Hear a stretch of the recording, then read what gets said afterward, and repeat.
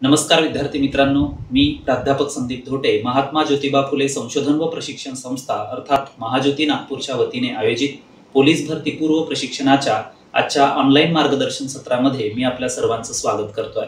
मित्रांनो, आगामी पोलीस भरती लेखी परीक्षेच्या दृष्टिकोनातून आपण आपल्या ऑनलाईन मार्गदर्शन सत्रांमध्ये 1857 चा उठाव, त्यानंतर बंगालचे गव्हर्नर जनरल्स, भारताचे गव्हर्नर जनरल्स आणि भारताचे व्हाईसरॉय भाग 1 अभ्यासला होता। मित्रांनो, आजच्या मार्गदर्शन सत्रांमध्ये आपण भारताचे व्हाईसरॉय भाग 2 अभ्यासणार आहोत। त्यामध्ये आपण भारताच्या व्हाईसरॉयच्या कारकिर्दीतील महत्त्वपूर्ण घडामोडींचा आढावा घेण्याचा प्रयत्न करणार आहोत। चला तर मग वेळ न घालवता आपण आजच्या मार्गदर्शन सत्राला सुरुवात करणार आहोत। मित्रांनो, 1857 च्या उठावानंतर 1858 च्या राणीच्या जाहीरनाम्यानुसार भारताचा गव्हर्नर जनरल हा भारताचा व्हाईसरॉय म्हणून ओळखला जाऊ लागला होता। त्या अनुषंगाने आपण आपल्या मागील मार्गदर्शन सत्रांमध्ये 1857 पासूनचे व्हाईसरॉय ते 1899 पर्यंतचे व्हाईसरॉय त्यांच्या कारकिर्दीतील महत्त्वपूर्ण घडामोडींचा आढावा घेतला होता। मित्रांनो, आजच्या मार्गदर्शन सत्रांमध्ये आपण 1899 नंतरचे व्हाईसरॉय पासून तर भारताला स्वातंत्र्य मिळेपर्यंतचे जे व्हाईसरॉय भारतामध्ये होऊन गेले त्यांच्या कारकिर्दीतील महत्त्वपूर्ण घडामोडींचा लेखाजोखा या ठिकाणी अभ्यासण्याचा प्रयत्न करणार आहोत।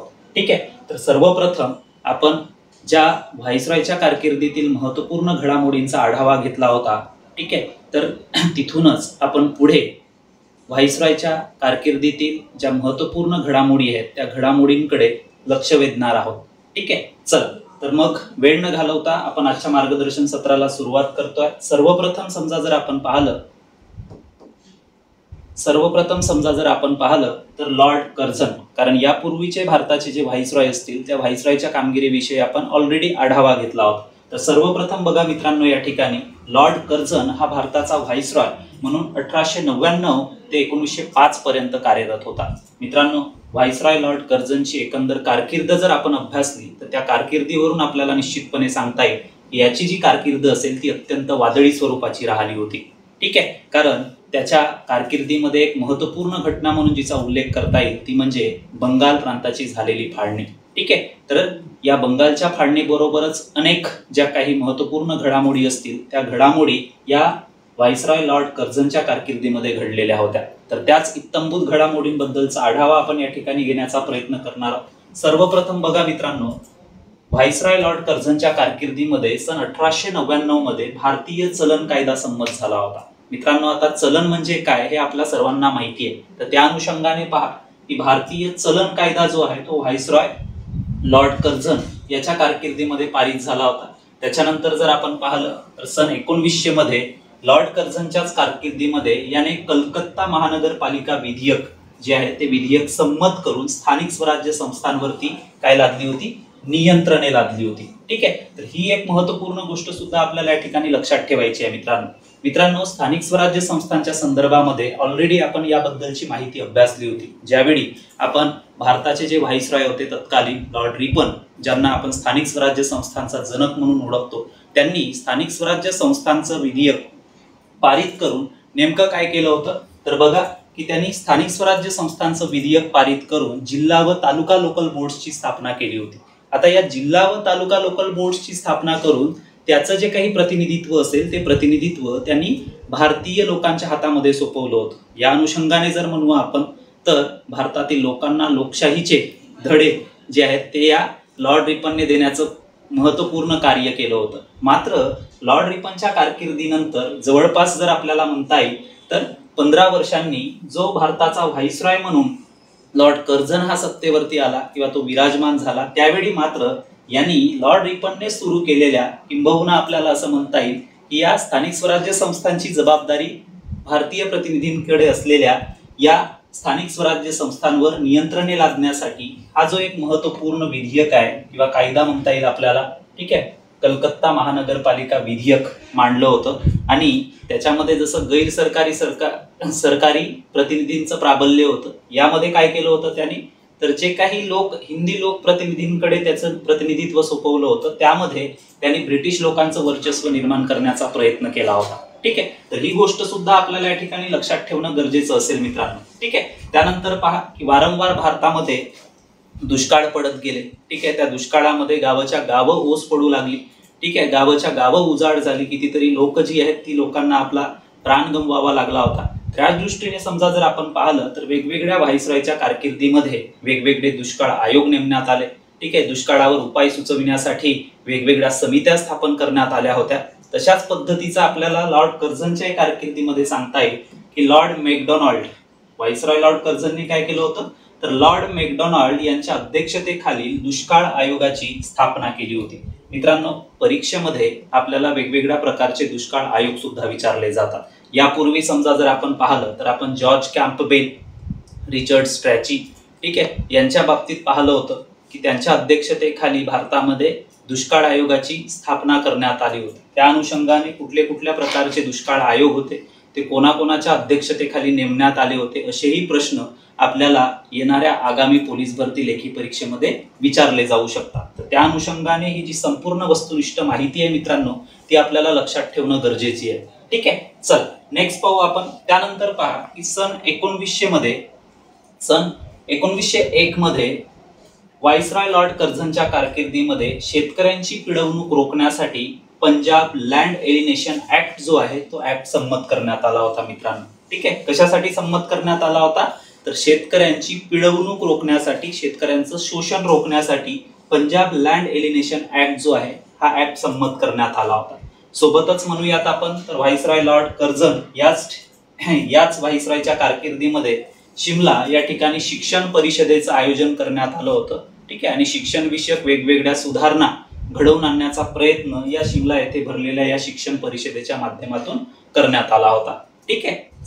चला नेक्स्ट पाहूयात आपण. त्यानंतर पहा की व्हाईसरॉय लॉर्ड कर्झनच्याच कारकिर्दीमध्ये वायव्य सरहद प्रांताची निर्मिती करण्यात आली होती मित्रांनो, ठीक आहे. आता वायव्य सरहद प्रांत जवळजवळ जर आपण ब्रिटिशकालीन भारताचा विचार केला तर ब्रिटिशकालीन भारतामध्ये जवळजवळ 11 ब्रिटिश प्रांत होती आणि जवळजवळ 562 ते 565 पर्यंत संस्थाने अस्तित्वात होती. सोबतच 4 चीफ आयुक्तांचे प्रदेश अस्तित्वात होते, ठीक आहे. तर हा संपूर्ण जो ऐतिहासिक लेखाजोगा आहे तो ऐतिहासिक लेखाजोगा आपण आपल्या पुढील काही मार्गदर्शन सत्रांमध्ये अभ्यासणार आहोतच, ठीक आहे. फक्त लक्षात ठेवायचं आहे की वायव्य सरहद प्रांताची जी निर्मिती आहे ती निर्मिती व्हाईसरॉय लॉर्ड कर्झनच्या कारकिर्दीमध्ये करण्यात आली होती, ठीक आहे. चल नेक्स्ट पाहू आपण. त्यानंतर पहा रॉयल इंडियन नेव्हीची जी स्थापना आहे ती रॉयल इंडियन नेव्हीची स्थापना सुद्धा व्हाईसरॉय लॉर्ड कर्झनच्याच कारकिर्दीमध्ये झाली होती मित्रांनो, ठीक आहे. ज्यावेळी आझाद हिंद सेनेने ब्रिटिशांविरुद्ध युद्ध पुकारलं, ठीक आहे, त्यावेळी याच रॉयल इंडियन नेव्हीमध्ये, ठीक आहे, ब्रिटिशांच्या विरोधामध्ये उठाव झाला होता, जे नाविकांचं बंड किंवा नौदलांचं बंड म्हणून प्रसिद्ध आहे, ठीक आहे. तर त्याबद्दलची माहिती सुद्धा आपण येणाऱ्या काही आपल्या मार्गदर्शन सत्रांमध्ये अभ्यासणारच आहोत.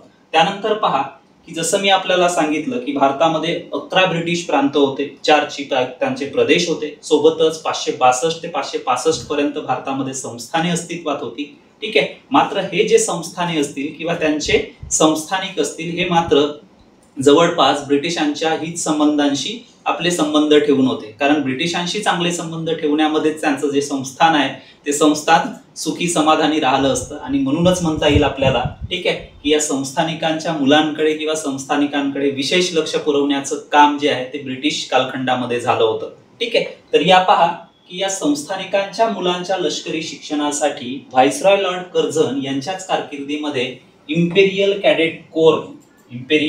कॅडेट कोरची स्थापना करण्यात आली होती. कशासाठी, तर संस्थानिकांच्या मुलांना लष्करी शिक्षण देण्यासाठी व्हाईसरॉय लॉर्ड कर्झनने इम्पेरियल कॅडेट कोरची स्थापना केली होती. ही गोष्ट सुद्धा आपल्याला लक्षात ठेवायची, कारण येणाऱ्या आगामी पोलीस भरती लेखी परीक्षेमध्ये तुम्हाला प्रश्न विचारला जाऊ शकतो की इम्पेरियल कॅडेट कोरची स्थापना कशासाठी करण्यात आली होती, कोणाच्या कारकिर्दीमध्ये करण्यात आली होती, त्याचा उद्देश काय होता, अशा पद्धतीचे वेगवेगळे प्रश्न आपल्याला या घटकावरती विचारले जाऊ शकतात, ठीक आहे. चला त्यानंतर बघूयात आपण की व्हाईसरॉय लॉर्ड कर्झनच्याच कारकिर्दीमध्ये व्हाईसरॉय लॉर्ड कर्झनने इंग्लंडची जी राणी होती विक्टोरिया, ठीक आहे, तर या राणी विक्टोरियाच्या स्मरणार्थ कलकत्ता या ठिकाणी विक्टोरिया मेमोरियल हॉलची स्थापना केली होती.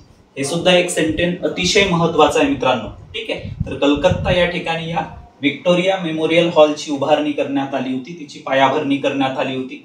त्यानंतर पहा सन 1902 मध्ये व्हाईसरॉय लॉर्ड कर्झन याच्याच कारकिर्दीमध्ये अँड्र्यू फ्रेझर, जो की बंगाल प्रांताचा लेफ्टनंट गव्हर्नर म्हणून कार्यरत होता, तर या बंगाल प्रांताचा लेफ्टनंट गव्हर्नर असलेल्या अँड्र्यू फ्रेझरच्या अध्यक्षतेखाली पोलीस सेवेतील दोष शोधण्यासाठी एक समितीचं गठन सुद्धा व्हाईसरॉय लॉर्ड कर्झनच्याच कारकिर्दीमध्ये करण्यात आलं होतं.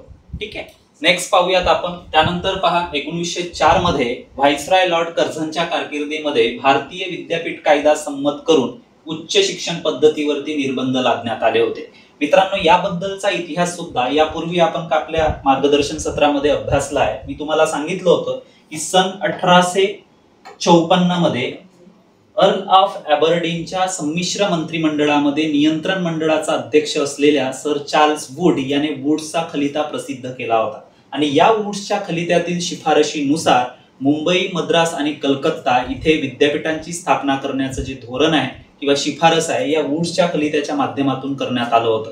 मात्र हळूहळू म्हणता येईल आपल्याला उच्च शिक्षण पद्धतीवर निर्बंध लादण्याचं जे काम आहे ते काम ब्रिटिश व्हाईसरॉयांकडून करण्यात आलं होतं. मात्र व्हाईसरॉय लॉर्ड कर्झनच्या कारकिर्दीमध्ये हे जे कार्य आहे हे कार्य पराकोटीला पोहोचलं होतं. ठीक आहे, आणि म्हणूनच म्हणता येईल आपल्याला की या व्हाईसरॉय लॉर्ड कर्झनने भारतीय विद्यापीठ कायदा संमत करून, ठीक आहे, भारतीय विद्यापीठ कायदा संमत करून भारतातील उच्च शिक्षण पद्धतीवरती नियंत्रणे प्रस्थापित करण्याचा प्रयत्न केला होता. ठीक आहे, तर ही गोष्ट सुद्धा आपल्याला या ठिकाणी लक्षात ठेवायची आहे मित्रांनो. त्यानंतर पहा की व्हाईसरॉय लॉर्ड कर्झनच्याच कारकिर्दीमध्ये भारतातील पहिला सहकारी पतपेढी विषयक कायदा जो आहे हा कायदा सुद्धा संमत झाला होता. त्याच्यानंतर पहा की भारतातील प्राचीन स्मारकांचा संरक्षण कायदा जो आहे तो कायदा संमत करण्यात आला होता. मित्रांनो, आपण जर महाराष्ट्राची गोष्ट केली तर महाराष्ट्रामध्ये अनेक ऐतिहासिक वास्तू अस्तित्वात आहेत. ठीक आहे, ज्यांना प्राचीन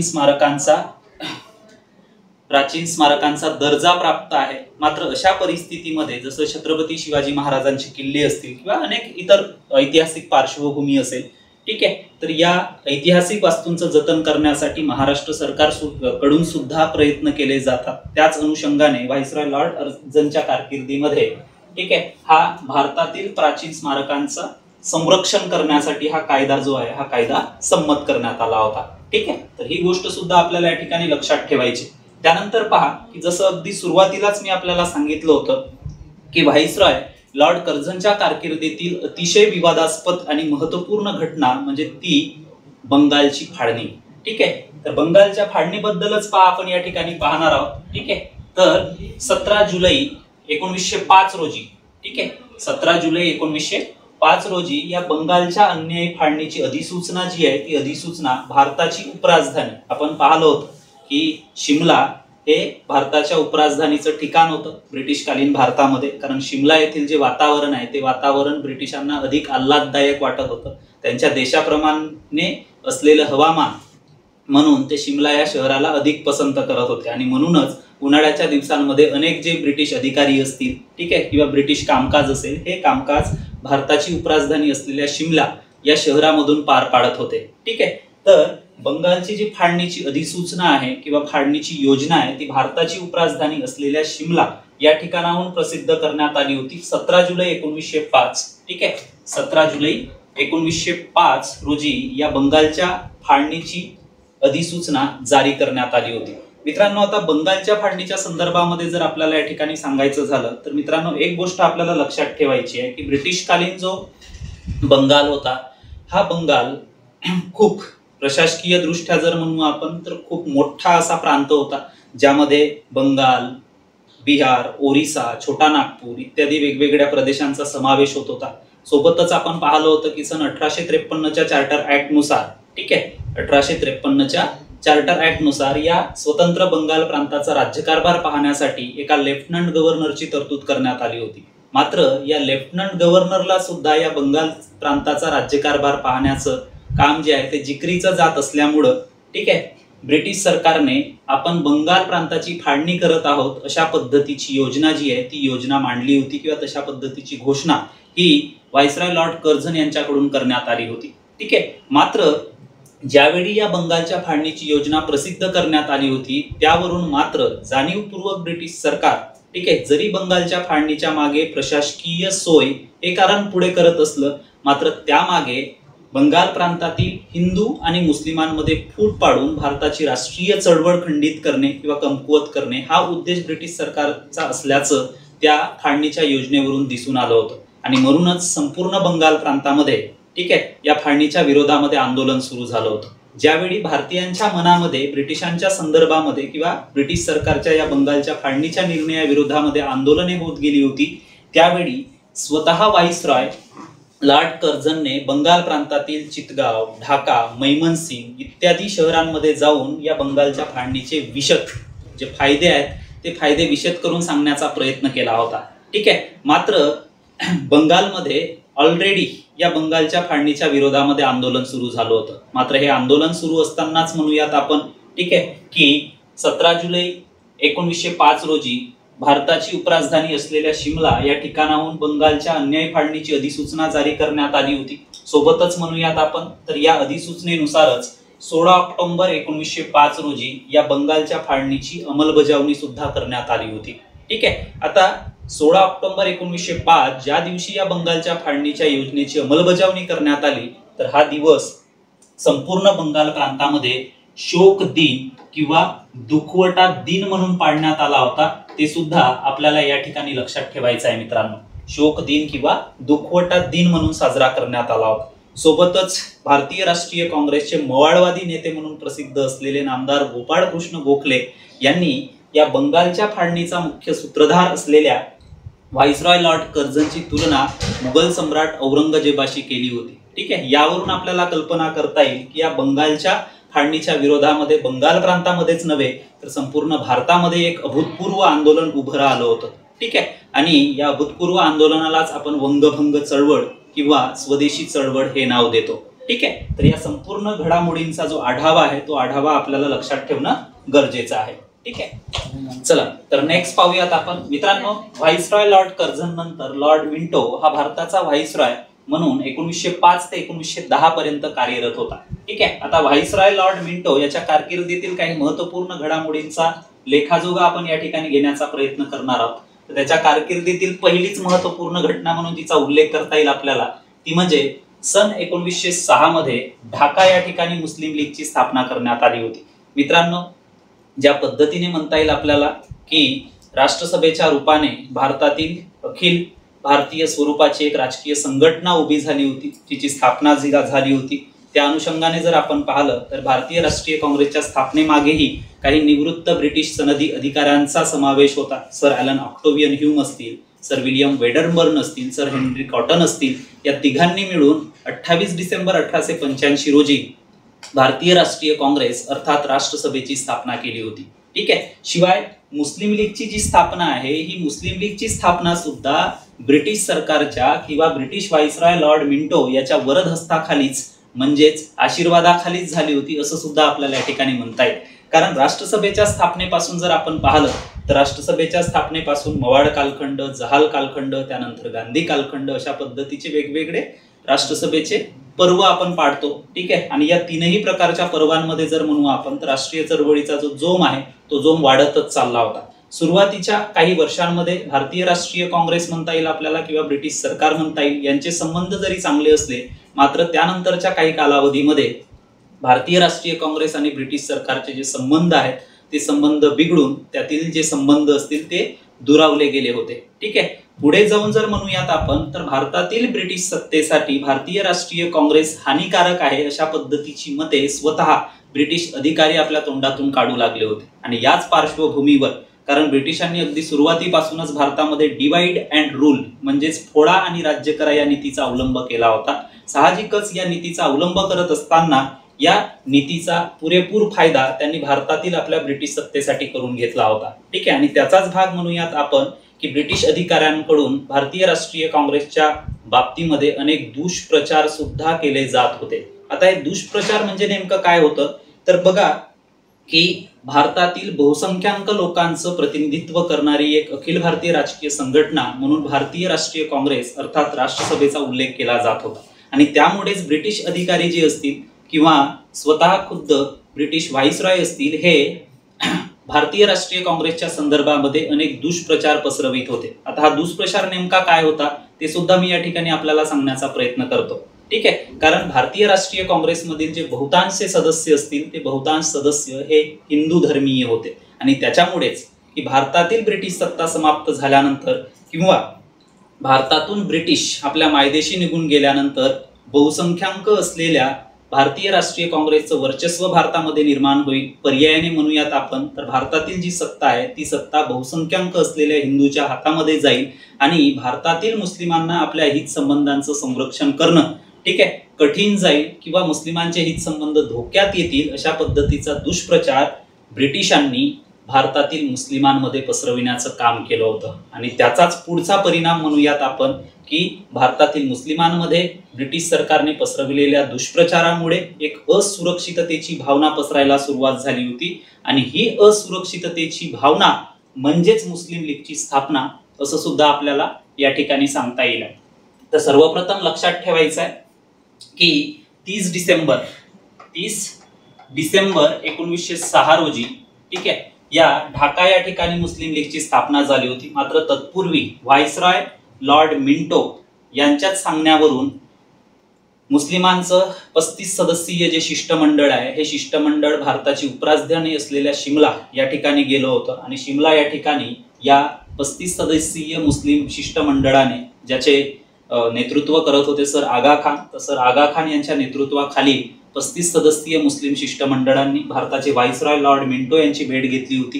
त्याच्यानंतर ऑल इंडिया मुस्लिम एज्युकेशनल कॉन्फरन्सच्या 20व्या वार्षिक बैठकीमध्ये ठीक आहे किंवा 20व्या वार्षिक बैठकीच्या शेवटच्या दिवशी म्हणजेच 30 डिसेंबर 1906 रोजी सर आगा खान यांच्या नेतृत्वाखालीच ढाका या ठिकाणी या मुस्लिम लीगची स्थापना सुद्धा करण्यात आली होती. आणि त्यानंतर म्हणूयात आपण तर भारतातील हिंदूंचं प्रतिनिधित्व करणारी संघटना म्हणजे भारतीय राष्ट्रीय काँग्रेस किंवा राष्ट्रसभा, तर भारतातील मुस्लिमांचं प्रतिनिधित्व करणारी एक राजकीय संघटना म्हणून मुस्लिम लीगचा उदय झाला होता. मित्रांनो, मात्र एक गोष्ट आपल्याला या ठिकाणी लक्षात ठेवायची आहे की भलेही मुस्लिमांचं प्रतिनिधित्व करणारी मुस्लिम लीगची स्थापना झाली असली तरी बहुतांश जे मुस्लिम सदस्य असतील किंवा मुस्लिम लोक असतील हे भारतीय राष्ट्रीय काँग्रेसचे सदस्य होते. मुस्लिम लीगच्या स्थापनेवेळी डॉक्टर मौलाना आझाद, स्वतः बॅरिस्टर जिना ज्यांना पाकिस्तानचं जनक म्हणून ओळखलं जातं, ते सुद्धा भारतीय राष्ट्रीय काँग्रेस अर्थात राष्ट्रसभेचे सदस्य होते. ही गोष्ट आपल्याला या ठिकाणी लक्षात ठेवणं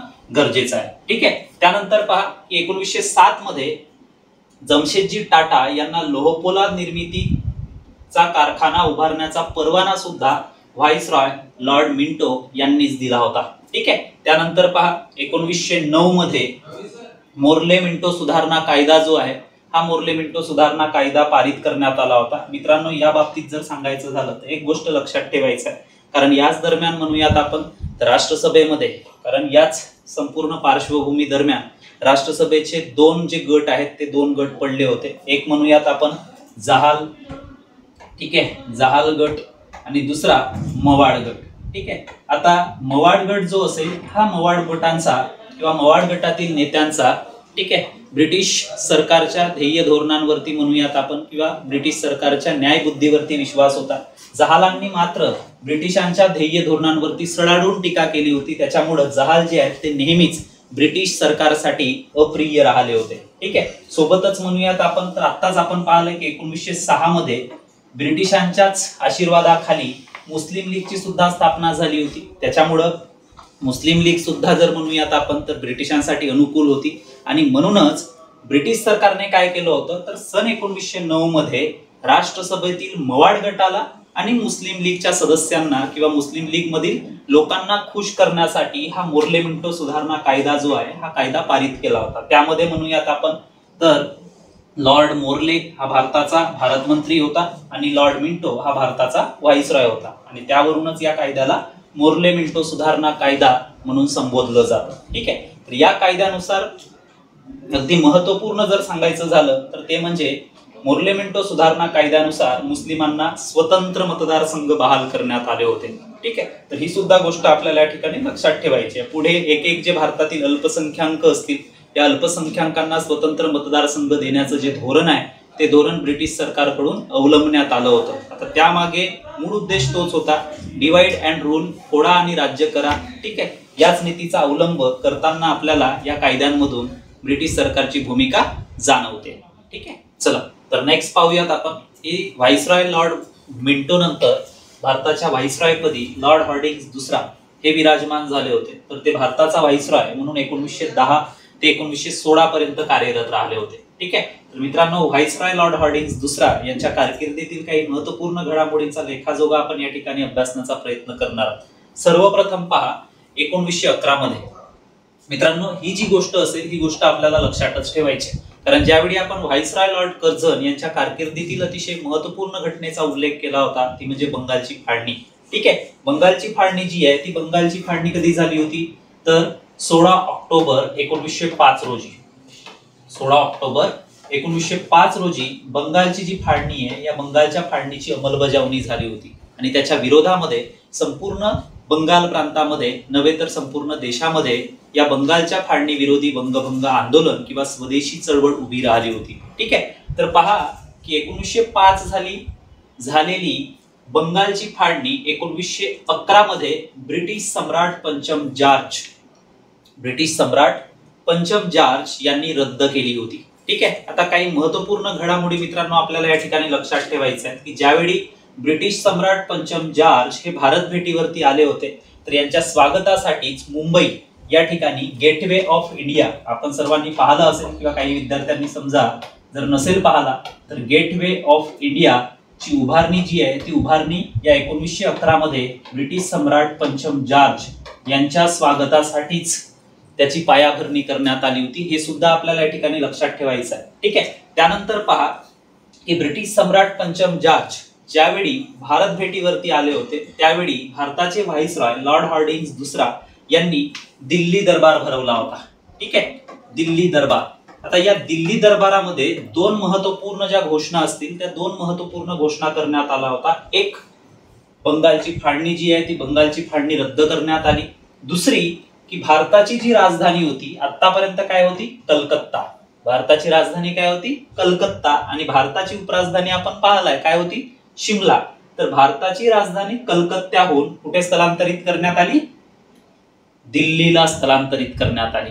मित्रांनो लक्षात ठेवा की 1911 पर्यंत ब्रिटिशकालीन भारताची राजधानी ही काय होती कलकत्ता होती आणि 1911 पासून आता आपली भारताची राजधानी ही काय दिल्ली आहे, हे सुद्धा आपल्याला या ठिकाणी लक्षात ठेवणं गरजेचं आहे। आता या मागची पार्श्वभूमी समजा जर आपल्याला सांगायची झाली तर थोडक्यात लक्षात ठेवण्यासाठी अगदी सोपा आहे, तर थोडक्यात आपल्याला काय लक्षात ठेवायचं आहे तर एक महत्वपूर्ण गोष्ट या ठिकाणी लक्षात ठेवणं गरजेचं आहे ती म्हणजे अशी की ब्रिटिश सत्तेची स्थापना ही सर्वप्रथम बंगाल प्रांतामध्ये झाली होती। ठीक आहे, प्लासीची लढाई जर आपण पाहिली 1757 ची, त्यानंतर बक्सारचं युद्ध जर आपण पाहिलं, ठीक आहे, तर या दोनही लढायांमधून सर्वप्रथम आपल्याला सांगता येईल की ब्रिटिश सत्तेची जी स्थापना आहे ती स्थापना भारतामध्ये सर्वप्रथम बंगाल प्रांतामध्ये घडून आली होती आणि अगदी सुरुवातीपासूनच जर आपण पाहिलं बंगालचे गव्हर्नर जनरल त्यांना का बरं म्हटलं जात होतं, कारण हेच जे गव्हर्नर जनरल्स असतील किंवा भारताचे गव्हर्नर जनरल्स किंवा व्हाईसरॉय असतील यांनी सर्वप्रथम जर म्हणूयात आपण तर या कलकत्ता या त्यांच्या ऑफिशियल राजधानीवरूनच राज्यकारभार पाहिला होता आणि म्हणूनच बंगालचा जो गव्हर्नर जनरल असेल हा भारतातील सर्वात प्रमुख मानला जात होता आणि या बंगालच्या गव्हर्नर जनरलचे भारतातील जे इतर प्रांतातील गव्हर्नर्स असतील या प्रांतातील गव्हर्नरांवरती नियंत्रण किंवा वर्चस्व प्रस्थापित करण्यात आलं होतं। ठीक आहे, तर त्याच्यामुळे ही जी घटना असेल ही घटना सुद्धा आपल्याला लक्षात ठेवायची आहे। दिल्ली दरबारामध्ये जे दोन महत्वपूर्ण निर्णय घेण्यात आले होते त्यांच्याबद्दलची माहिती सुद्धा आपल्याला लक्षात ठेवणं गरजेचं आहे। एक, बंगालची फाळणी रद्द आणि भारताची जी राजधानी असेल ती राजधानी कलकत्त्याहून दिल्लीला स्थलांतरित करण्याची जी घोषणा आहे ही घोषणा ठीक आहे या दिल्ली दरबारामध्ये ब्रिटिश सम्राट पंचम जॉर्ज ठीक आहे यांनी केली होती। ठीक आहे, तर ब्रिटिश सम्राट पंचम जॉर्ज यांच्या बरोबर त्यांची जी पत्नी होती तिचं नाव होतं मेरी, ही सुद्धा भारत भेटीवरती आली होती आणि यांच्या दोघांच्या स्वागतासाठीच मुंबई या ठिकाणी गेटवे ऑफ इंडिया ची उभारणी सुद्धा करण्यात आली होती। ठीक आहे, चला नेक्स्ट पाहूयात आपण। आता या दिल्ली दरबारामध्ये ब्रिटिश सम्राट पंचम जॉर्ज याने भारताची राजधानी जी आहे ती भारताची राजधानी दिल्लीला स्थलांतरित करण्याचा निर्णय घेतला होता। ठीक आहे, या पार्श्वभूमीवर कित्येक जे बंगाली व्यक्ती होते बंगाली नेते होते यांच्या ज्या भावना आहेत त्या भावना दुखावल्या होत्या आणि म्हणूनच पहा 1912 मध्ये ज्यावेळी ब्रिटिशकालीन भारताची राजधानी ही कलकत्त्यावरून दिल्लीला स्थलांतरित करण्यात आली तर या नव्या दिल्लीतील आपल्या राजधानीमध्ये प्रवेश करत असतानाच ठीक आहे दिल्लीतील चांदणी चौकामध्ये रास बिहारी बोस, वसंत कुमार विश्वास आणि अवध बिहारी इत्यादी क्रांतिकारकांनी व्हाईसरॉय लॉर्ड हार्डिंग्ज दुसरा याच्या गाडीवरती बॉम्ब हल्ला केला होता. ठीक आहे. सुदैवाने म्हणता येईल आपल्याला व्हाईसरॉय लॉर्ड हार्डिंग्ज दुसरे बचावले होते, मात्र त्यामध्ये यांचा जो असिस्टंट एडीसी ऑफिसर होता तो ठार झाला होता. ठीक आहे. त्यानंतर वसंतकुमार विश्वास, अवध बिहारी यांना या प्रकरणामध्ये फाशीची शिक्षा देण्यात आली होती. रासबिहारी बोस जे आहेत ते रासबिहारी बोसांनी पलायन केलं होतं. पुढे जर आपण पाहिलं तर रासबिहारी बोस यांनी बनावट नावाखाली गुरुदेव रवींद्रनाथ टागोर ठीक आहे यांच्यासोबत ते जपानला निसटून गेले होते आणि जपानमध्येच मग रासबिहारी बोस यांनी Indian National Army Azad Hind Sena यांची स्थापना किंवा पायाभरणी सुद्धा केली होती. ठीक आहे. तर या महत्वपूर्ण ज्या घडामोडी असतील त्या सुद्धा आपल्याला या ठिकाणी लक्षात ठेवणं गरजेचं आहे मित्रांनो. ठीक आहे. चला नेक्स्ट पाहूयात आपण. त्यानंतर बघा की व्हाईसरॉय लॉर्ड हार्डिंग्ज दुसरा याच्यानंतर भारताचे नवे व्हाईसरॉय म्हणून लॉर्ड चेम्सफोर्ड ठीक आहे हे विराजमान झाले. तर भारताचे व्हाईसरॉय म्हणून व्हाईसरॉय लॉर्ड चेम्सफोर्ड हे 1916 ते 1921 पर्यंत कार्यरत होते. ठीक आहे. आता व्हाईसरॉय लॉर्ड चेम्सफोर्ड यांच्या कारकिर्दीतील महत्वपूर्ण घडामोडी जर आपण पाहिल्या तर 1917 मध्ये जबाबदार राज्य पद्धतीची घोषणा करण्यात आली होती. मित्रांनो एक गोष्ट आपल्याला या ठिकाणी लक्षात ठेवायची आहे ती म्हणजे अशी की जे पहिले महायुद्ध आहे या पहिल्या महायुद्धाची जी सुरुवात आहे ठीक आहे या पहिल्या महायुद्धाची सुरुवात म्हणूयात आपण 1914 मध्ये झाली होती. ठीक आहे. 1914 ते 1918 पर्यंत हे पहिलं महायुद्ध सुरू झालं होतं. किंबहुना आपल्याला म्हणता येईल की 1917 पर्यंत हे पहिले महायुद्ध आपल्या निर्णायक वळणावरती येऊन पोहोचलं होतं. ठीक आहे. आणि अशा परिस्थितीमध्ये ब्रिटिश सरकारला किंवा ब्रिटिशांना किंवा इंग्लंडला म्हणूयात आपण भारतीयांच्या मदतीची किंवा भारताच्या मदतीची गरज होती आणि या दरम्यान काहीतरी भारतीयांना राजकीय सुधारणा बहाल कराव्यात याच उद्देशाने 20 ऑगस्ट 1917 रोजी भारताचे जे भारत मंत्री होते लॉर्ड एडविन मॉन्टेग्यू यांनी ब्रिटिश पार्लमेंटच्या हाऊस ऑफ कॉमन्स मध्ये, कारण ब्रिटिश पार्लमेंटचे दोन सभागृह, एक हाऊस ऑफ लॉर्ड्स आणि दुसरा हाऊस ऑफ कॉमन्स, तर भारत मंत्री असलेल्या लॉर्ड एडविन मॉन्टेग्यू यांनी ब्रिटिश पार्लमेंटच्या हाऊस ऑफ कॉमन्स मध्ये भारताला स्वराज्य देणे हे आमच्या म्हणजेच ब्रिटिश राजवटीचं अंतिम उद्दिष्ट असून भारताला क्रमाक्रमाने जबाबदार राज्य पद्धती बहाल केली जाईल, टप्प्याटप्प्याने भारताला राजकीय सुधारणा बहाल केल्या जातील अशा पद्धतीची घोषणा ब्रिटिश पार्लमेंटने कोणी केली होती? भारत मंत्री लॉर्ड एडविन मॉन्टेग्यू यांनी केली होती. ठीक आहे. त्याच अनुषंगाने जर आपण पाहिलं तर भारत मंत्री लॉर्ड एडविन मॉन्टेग्यू यांनी केलेल्या घोषणेची अंमलबजावणी किंवा त्यासाठी प्रयत्न म्हणून 1919 मध्ये मॉन्टेग्यू चेम्सफोर्ड सुधारणा कायदा जो आहे हा मॉन्टेग्यू चेम्सफोर्ड सुधारणा कायदा संमत करण्यात आला होता. यामध्ये लक्षात ठेवायचं आहे लॉर्ड एडविन मॉन्टेग्यू हा भारताचा भारत मंत्री होता, लॉर्ड चेम्सफोर्ड हा भारताचा व्हाईसरॉय होता. ठीक आहे. तर या दोघांच्या नावावरूनच या कायद्याला मॉन्टेग्यू चेम्सफोर्ड सुधारणा कायदा म्हणून संबोधलं जातं. ठीक आहे. चला तर या कायद्यातील एक महत्वपूर्ण तरतूद आपल्याला या ठिकाणी सांगता येईल ती म्हणजे मॉन्टेग्यू चेम्सफोर्ड सुधारणा कायद्यानुसार मित्रांनो भारतातील जी काही प्रांतीय सरकारे होती किंवा प्रांताचे गव्हर्नर्स होते, वेगवेगळे प्रांत भारतामध्ये अस्तित्वात होते, तर या प्रांतांमध्ये द्विदल राज्य पद्धती सुरू करण्यात आली होती. आता ही द्विदल राज्य पद्धती नेमकी काय होती ती सुद्धा आपल्याला या ठिकाणी लक्षात ठेवणं गरजेचं आहे मित्रांनो. ठीक आहे. आता याच्यामध्ये काय करण्यात आलं होतं की सर्व प्रांतांमध्ये द्विदल राज्य पद्धतीची घोषणा जी आहे किंवा तशा पद्धतीची तरतूद या कायद्यानुसार करण्यात आली. त्यानुसार पहा या प्रांतातील खात्यांची जी विभागणी आहे ती विभागणी राखीव आणि सोपीव यामध्ये करण्यात आली होती. राखीव आणि सोपीव याच्यामध्ये खात्यांची विभागणी करण्यात आली. आता याच्यामध्ये प्रांतातील जी महत्वाची खाती असतील ती महत्वाची खाती राखीव म्हणून ओळखली जात होती. ठीक आहे. आणि या राखीव असलेल्या महत्वाच्या खात्यांचा जो कारभार असेल हा कारभार ब्रिटिशांकडे असायचा. ठीक आहे. म्हणजे या राखीव खात्यांचा कारभार कोणाकडे सोपवला जात होता? ब्रिटिशांकडे. तर सोपीव जी खाती होती ती होती कमी महत्वाची म्हणू आपण, कमी महत्वाची. ठीक आहे. तर ही जी कमी महत्वाची खाती असतील ही ऑब्व्हियसली कोणाकडे सोपवली जात असतील? भारतीय लोकप्रतिनिधींकडे. ठीक आहे. आता हे जे भारतीय लोकप्रतिनिधी असतील हे भारतीय लोकप्रतिनिधी सुद्धा ब्रिटिश सरकारनेच निवडलेले असायचे.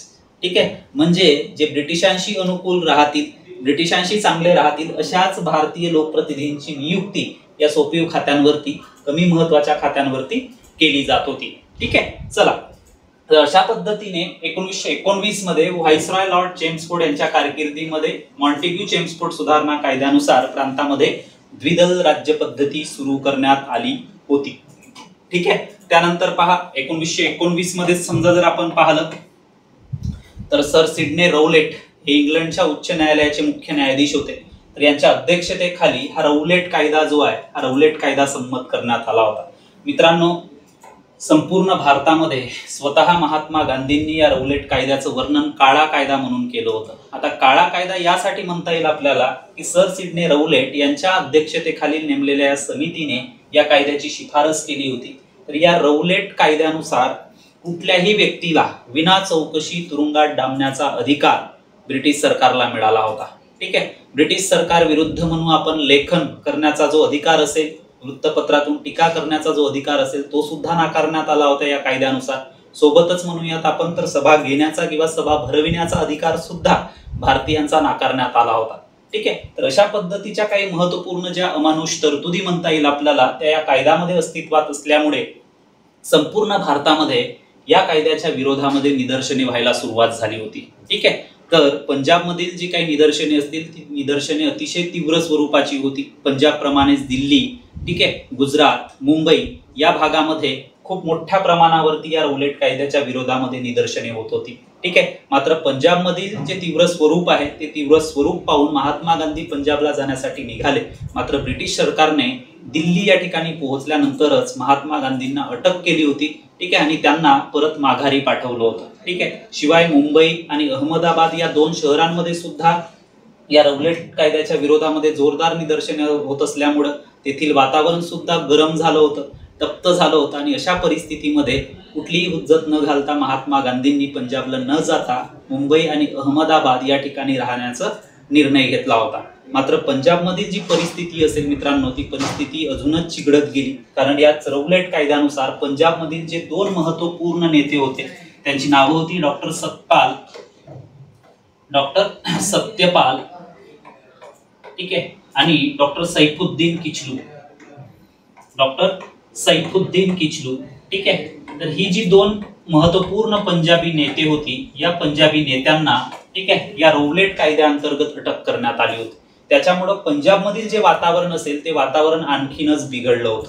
ठीक आहे. आणि याच पार्श्वभूमीवर म्हणूयात आपण 13 एप्रिल 1919 रोजी जालियनवाला बाग, अमृतसर शहरामधील जालियनवाला बागेमध्ये या रौलेट कायद्याचा निषेध करण्यासाठी, ठीक आहे, भरपूर जी लोक आहेत ती लोक त्या ठिकाणी जमली होती. पूर्णतः शांततामय आणि निशस्त्र जमलेली ही लोक होती. शिवाय पंजाबमध्ये बैसाखी हा सण होता. बैसाखीचा सण असल्यामुळं खेड्यापाड्यांमधून, पंजाबमधील खेड्यापाड्यांमधून सुद्धा लोक या रौलेट कायद्याचा निदर्शन करण्यासाठी जालियनवाला बागेमध्ये पोहोचवलं होतं. मात्र ब्रिटिश सरकारने जो पंजाब प्रांताचा भूतपूर्व गव्हर्नर होता, लेफ्टनंट गव्हर्नर, ज्याचं नाव होतं मायकल ओडवायर, या मायकल ओडवायरने पंजाब प्रांतामध्ये जमावबंदीचा आदेश जो आहे तो आदेश पुढे नेला होता किंवा आदेश दिला होता. यानुसार म्हणूयात आपण तर या जमावबंदीच्या आदेशाविरुद्ध जालियनवाला बागेमध्ये सभा जमली असल्यामुळं जनरल डायर नावाचा जो ब्रिटिश अधिकारी होता, या ब्रिटिश अधिकाऱ्याने या जालियनवाला बागेच्या मुख्य दरवाजामध्ये आपल्या चिलखती गाड्या उभ्या केल्या होत्या. त्याच्यानंतर पंजाब प्रांताचा जो लेफ्टनंट गव्हर्नर होता मायकल ओडवायर, याच्या आदेशानुसार या जालियनवाला बागेच्या मुख्य गेटमधून, ठीक आहे, या जमलेल्या जालियनवाला बागेमध्ये जमलेल्या शांततामय आणि निशस्त्र असलेल्या लोकांवरती जवळजवळ 10 मिनिट गोळीबार केला होता. 1600 फैरी जाळल्या होत्या आणि त्याच्यामध्ये शेकडो माणसे मारली होती. ठीक आहे. तर या जालियनवाला बाग हत्याकांडासाठी पूर्णतः म्हणूयात आपण तर जनरल डायर हा जबाबदार होता. ठीक आहे. कारण त्याच्या या संपूर्ण वागणुकीमुळेच म्हणता येईल आपल्याला कितीतरी शेकडो लोकांना आपलं प्राण गमवावं लागलं होतं.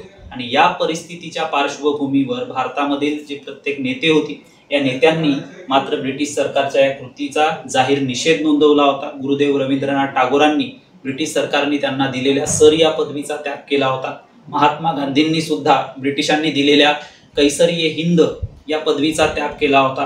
ठीक आहे. सोबतच म्हणूयात आपण तर अशा पद्धतीचा रक्तपात ब्रिटिश सरकारने घडवून आणल्यामुळं जालियनवाला बाग हत्याकांडाची चौकशी करण्यात यावी निष्पक्षपणे, अशी मागणी सुद्धा संपूर्ण भारतीयांकडून केली जात होती. मात्र पहा की ब्रिटिश सरकारने भलेही या जालियनवाला बाग हत्याकांडाच्या चौकशीसाठी हंटर कमिशनची नियुक्ती केली असली, हंटर कमिशनने मात्र आपल्या अहवालामध्ये या जालियनवाला बाग हत्याकांडासाठी पंजाबचा भूतपूर्व गव्हर्नर मायकल ओडवायर याला जरी जबाबदार ठरलं असलं तरी मात्र जनरल डायरवरती कुठल्याही प्रकारची कारवाई केली नव्हती. शिवाय ज्यावेळी जनरल डायरला ब्रिटिश पार्लमेंटमध्ये या जालियनवाला बाग हत्याकांडावर उत्तर देण्यासाठी बोलवण्यात आलं होतं, त्यावेळी जनरल डायरने जर आपल्याकडे दारूगोळा असता तर आपण अजून माणसे मारली असती अशा पद्धतीचं उडवाउडवीचं उत्तर दिलं होतं. आणि त्यामुळेच म्हणता येईल आपल्याला की संपूर्ण भारतीयांच्या ज्या काही भावना असतील, ठीक आहे, किंवा ब्रिटिश विरोधी असंतोष असेल, तो असंतोष वाढतच गेला होता.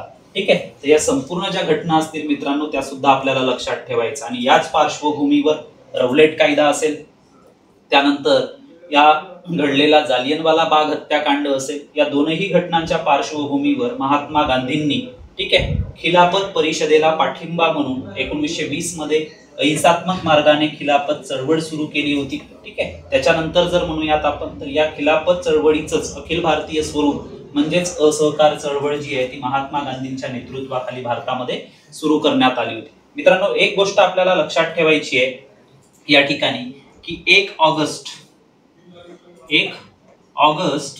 1920 रोजी, ठीक आहे, हे असहकार आंदोलन सुरू करण्यात आलं होतं. आणि याच दिवशी म्हणजेच 1 ऑगस्ट 1920 रोजी, ठीक आहे, प्रसिद्ध जहालवादी नेते लोकमान्य टिळक यांचं अगदी पहाटे निधन झालं होतं. त्याच्यामुळे असहकार आंदोलनाची जी सुरुवात असेल ती उपवास, प्रार्थना या मार्गाने करण्यात आली होती. सोबतच या असहकार आंदोलनाचा खर्च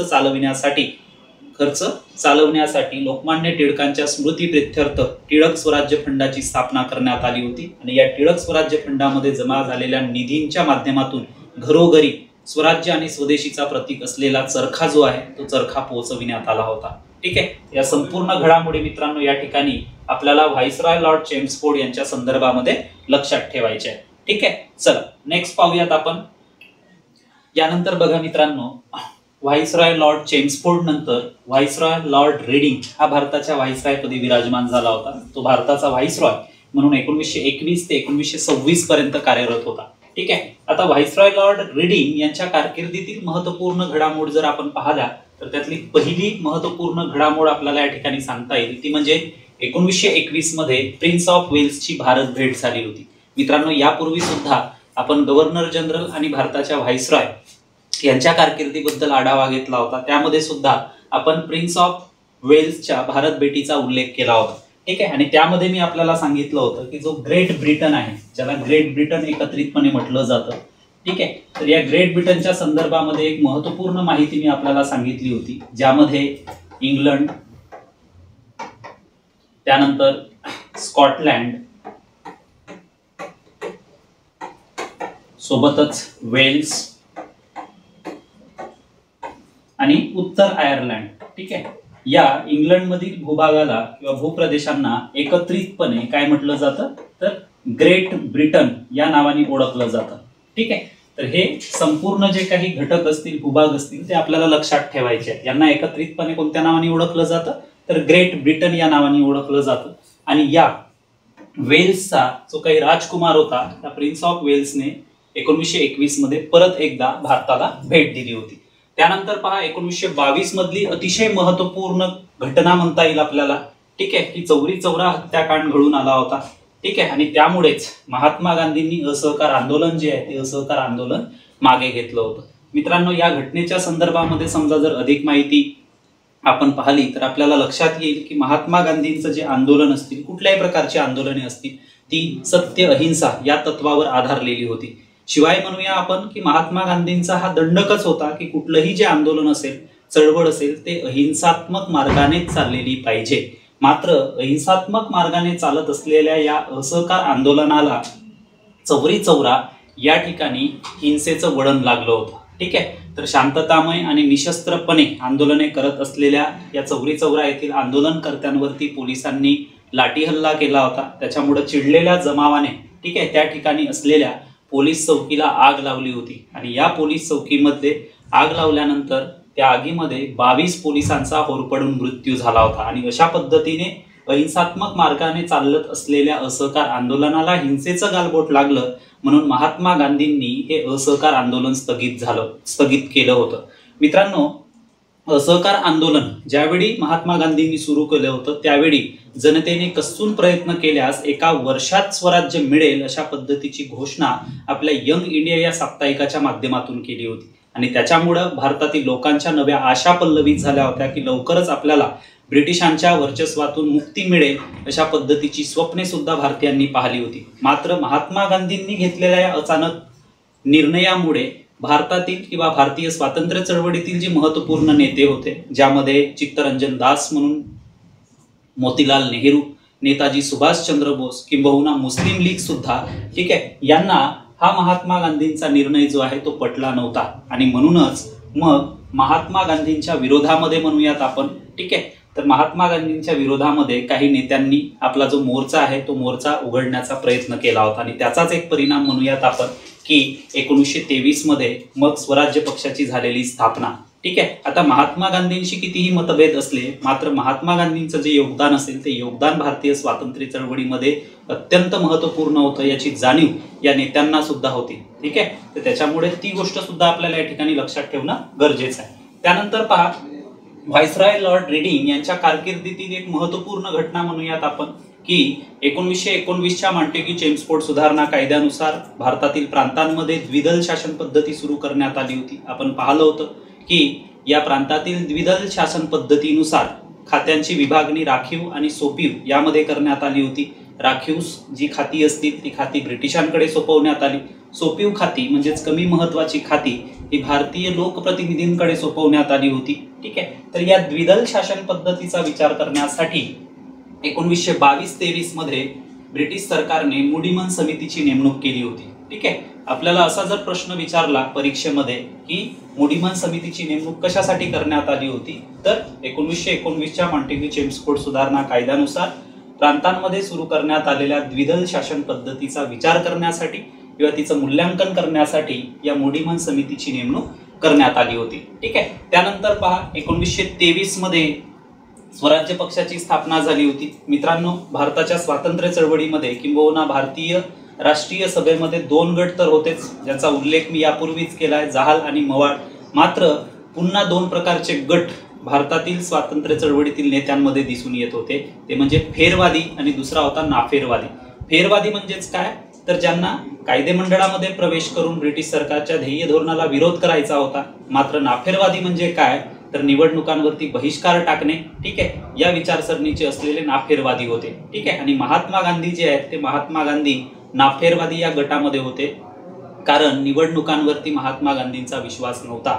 ठीक आहे, आणि म्हणूनच पहा की ज्यावेळी महात्मा गांधींनी 1922 मध्ये चौरी चौरा हत्याकांडानंतर असहकार आंदोलन मागे घेतलं, त्यावेळी राष्ट्रसभेतील बहुतांश महत्वपूर्ण जे नेते होते, चित्तरंजन दास, पंडित मोतीलाल नेहरू यासारख्या नेत्यांनी मात्र महात्मा गांधींच्या विचारसरणीच्या विरोधामध्ये जाऊन, ठीक आहे, केंद्रीय कायदेमंडळाच्या निवडणुका लढविण्यासाठी अलाहाबाद या ठिकाणी स्वराज्य पक्षाची स्थापना केली होती. ठीक आहे, तर या बाबतीत आपल्याला प्रश्न विचारला जाऊ शकतो. ठीक आहे, तर चित्तरंजन दास हे स्वराज्य पक्षाचे अध्यक्ष होते, तर पंडित मोतीलाल नेहरू हे या स्वराज्य पक्षाचे काय होते, सचिव होते. ही सुद्धा गोष्ट आपल्याला या ठिकाणी लक्षात ठेवणं गरजेचं आहे.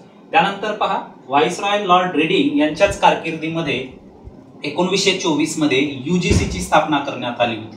आता UGC आपल्याला माहिती आहे, युनिव्हर्सिटी ग्रांट कमिशन, ज्याला आपण विद्यापीठ अनुदान आयोग या नावाने ओळखतो. तर या UGC ची स्थापना सुद्धा लॉर्ड रेडिंग यांच्याच कारकिर्दीमध्ये झाली होती. ठीक आहे, चला नेक्स्ट पाहूयात आपण. त्यानंतर पहा की व्हाईसरॉय लॉर्ड रेडिंग नंतर व्हाईसरॉय लॉर्ड आयर्विन हे भारताच्या व्हाईसरॉय पदावरती कार्यरत होते. ठीक आहे, त्यांनी भारताचे व्हाईसरॉय म्हणून 1926 ते 1931 पर्यंत काम पाहिलं होतं. मित्रांनो, काही महत्वपूर्ण ज्या घटना असतील त्या घटना व्हाईसरॉय लॉर्ड आयर्विन यांच्या कारकिर्दीमध्ये घडल्या होत्या. त्यामधली सर्वप्रथम समजा जर आपण पाहिली तर 1927 मध्ये सर जॉन सायमन यांच्या अध्यक्षतेखाली 7 सदस्यीय सायमन कमिशनची स्थापना करण्यात आली होती. मित्रांनो, भारतीयांसाठी घटनात्मक सुधारणा बहाल करण्यासाठीच सायमन कमिशनची स्थापना करण्यात आली होती. मात्र ज्या भारतासाठी घटनात्मक सुधारणा बहाल करावयाच्या आहेत, ठीक आहे, अशा कमिशनमध्ये किंवा आयोगामध्ये एकही हिंदी किंवा भारतीय प्रतिनिधी नव्हता. आणि म्हणूनच संपूर्ण भारतामध्ये या सायमन कमिशनच्या विरोधामध्ये सायमन गो बॅक, सायमन परत जा अशा पद्धतीच्या ज्या घोषणा असतील त्या घोषणा देण्यात आल्या होत्या. ठीक आहे. त्यानंतर पहा 1927 मध्येच की ब्रिटिश संस्थानिक संबंधांबाबत बटलर समितीची सुद्धा नियुक्ती करण्यात आली होती.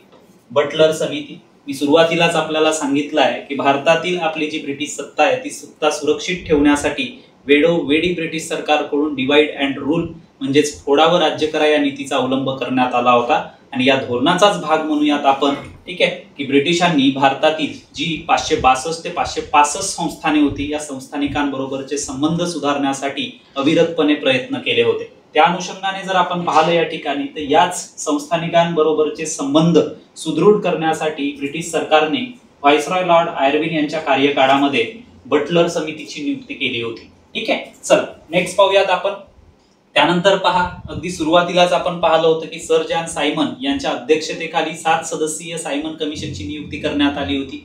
मात्र या सायमन कमिशन मध्ये एकही हिंदी किंवा भारतीय प्रतिनिधी नसल्यामुळे संपूर्ण भारतामध्ये या सायमन कमिशनच्या विरोधामध्ये सायमन गो बॅक, सायमन परत जा अशा पद्धतीच्या घोषणा देऊन निदर्शने करण्यात आली होती. ठीक आहे. तर त्याचाच एक परिणाम म्हणूयात आपण की 1928 मध्ये सायमन कमिशनच्या निषेधार्थ हिंदुस्तान सोशलिस्ट रिपब्लिकन असोसिएशन या मार्फत, या क्रांतिकारी संघटनेच्या मार्फत लाहोर या ठिकाणी मोर्चाचं आयोजन केलं होतं. आणि या मोर्चाचं नेतृत्व केलं होतं लाला लजपतराय यांनी. ठीक आहे. जे की एक प्रसिद्ध जहालवादी नेते म्हणून ओळखले जात होते. ठीक आहे. मात्र लाहोर या ठिकाणी सायमन कमिशनच्या निषेधार्थ निघालेल्या या मोर्चामध्ये सँडर्स नावाच्या ब्रिटिश अधिकाऱ्याने लाला लजपतराय यांच्या छातीवरती लाठ्या मारल्या होत्या आणि त्यामध्ये जखमी होऊन लाला लजपतराय यांचं निधन झालं होतं. ठीक आहे. तर पुढे लाला लजपतराय यांचा मृत्यूचा बदला किंवा सूड जो आहे तो भगतसिंग, त्यानंतर राजगुरू सुखदेव यासारख्या क्रांतिकारकांनी घेतला होता. आणि त्याच्या एका महिन्याच्या कालावधीतच म्हणजेच लाला लजपतराय यांच्या मृत्यूनंतर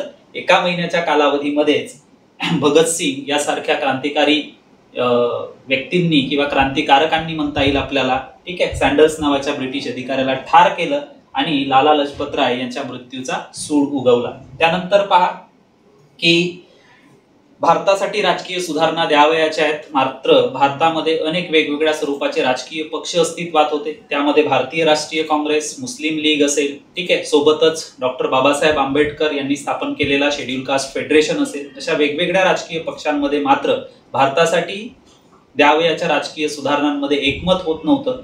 अशा परिस्थिती दरम्यान, ठीक आहे, भारताचे जे काही व्हाईसरॉय होते लॉर्ड आयर्विन, ठीक आहे, यांनी भारतीयांनी स्वतःसाठी राजकीय सुधारणा देण्याच्या उद्देशाने, ठीक आहे, एका कमिटीचं गठन करावं अशा पद्धतीचं आवाहन व्हाईसरॉय लॉर्ड आयर्विन यांनी केलं होतं. आणि त्यांच्याच आवाहनाला प्रतिसाद म्हणून आपण म्हणूयात, ठीक आहे, की वेगवेगळे जे काही पक्ष असतील ते पक्ष एकत्र आले.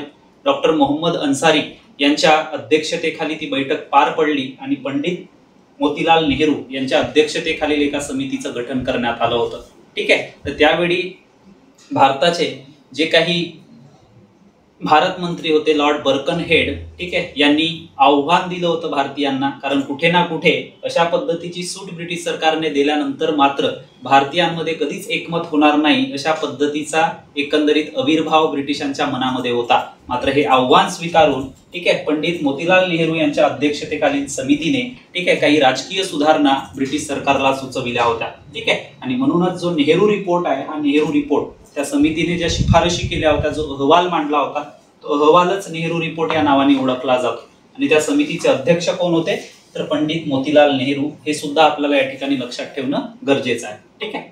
त्यानंतर बघा की पंडित मोतीलाल नेहरू यांच्या अध्यक्षतेखालील समितीने आपला अहवाल मांडला. तो अहवाल नेहरू रिपोर्ट या नावाने ओळखला जातो. मात्र या नेहरू रिपोर्टमध्ये मुस्लिमांना स्वतंत्र मतदारसंघ देण्याची जी तरतूद होती ती पूर्णपणे नाकारली गेल्यामुळे पाकिस्तानचे जे जनक किंवा मुस्लिम लीगचे सर्वेसर्वा म्हणून ज्यांचा उल्लेख करता येईल ते म्हणजे बॅरिस्टर जिना, या बॅरिस्टर जिनांनी या नेहरू रिपोर्टच्या विरोधामध्ये आपले राजकीय तत्वज्ञान 14 मुद्द्यांमधून मांडलं होतं. त्यामध्ये विशेष करून आपल्याला सांगता येईल की मुस्लिमांना स्वतंत्र मतदारसंघ बहाल करण्यात यावेत.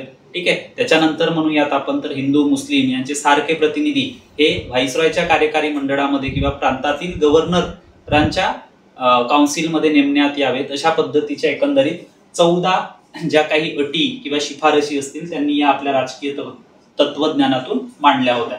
त्यानंतर पहा की या संपूर्ण पार्श्वभूमीवर लॉर्ड आयर्विन यांच्याच कार्यकाळामध्ये म्हणता येईल आपल्याला की राष्ट्रसभेचं लाहोर अधिवेशन पार पडलं होतं. मित्रांनो, ज्यावेळी आपण भारतीय राष्ट्रीय काँग्रेस अभ्यासू त्यामध्ये आपण भारतीय राष्ट्रीय काँग्रेसची काही महत्वपूर्ण अधिवेशने सुद्धा त्या ठिकाणी अभ्यासणार आहोत.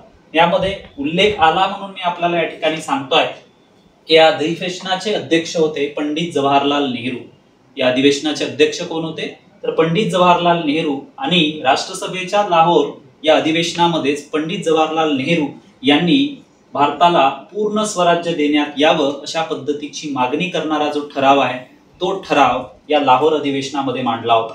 सोबतच म्हणूयात आपण तर 26 जानेवारी 1930 हा भारताचा स्वातंत्र्य दिन म्हणून साजरा करण्यात यावा अशा पद्धतीचं आवाहन भारतीय राष्ट्रीय काँग्रेसच्या लाहोर अधिवेशनाचे अध्यक्ष असलेले पंडित जवाहरलाल नेहरू यांनी केलं होतं. त्याच्यामुळे स्वातंत्र्यपूर्व काळामध्ये 26 जानेवारी 1930 हा दिवस संपूर्ण भारतामध्ये भारताचा स्वातंत्र्य दिन म्हणून साजरा करण्यात आला होता.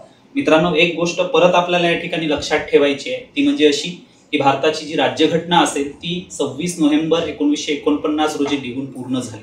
मात्र ही लिहून पूर्ण झालेली भारतीय राज्यघटना लागू कधी करण्यात आली तर 26 जानेवारी 1950 रोजी. त्यामागची ऐतिहासिक पार्श्वभूमी मित्रांनो ही आहे, कारण भारताच्या स्वातंत्र्यपूर्व कालखंडामध्ये 26 जानेवारी 1930 हा दिवस भारताचा स्वातंत्र्य दिन म्हणून साजरा करण्यात आला होता. आणि याच ऐतिहासिक दिनाचं औचित्य किंवा महत्व शिल्लक राहावं म्हणून जरी भारताची राज्यघटना ही 26 नोव्हेंबर 1949 रोजी लिहून पूर्ण झाली असेल, ती आपण स्वीकृत केली असेल, तरी मात्र ती लागू कधी करण्यात आली तर 26 जानेवारी 1950 रोजी लागू करण्यात आली.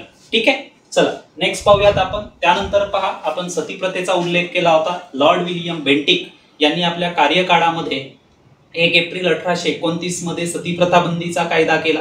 त्यानंतर लॉर्ड डलहौसीने आपल्या कार्यकाळामध्ये विधवा पुनर्विवाहाचा कायदा पारित केला होता. त्याच पद्धतीने पहा की ज्यांच्याबद्दल आपण माहिती पाहतो ते म्हणजे व्हाईसरॉय लॉर्ड आयर्विन यांच्या कार्यकाळामध्ये बालविवाह प्रतिबंध करणारा जो कायदा होता ज्याला शारदा ऍक्ट या नावाने ओळखलं जातं, तर हा शारदा ऍक्ट संमत करण्यात आला होता.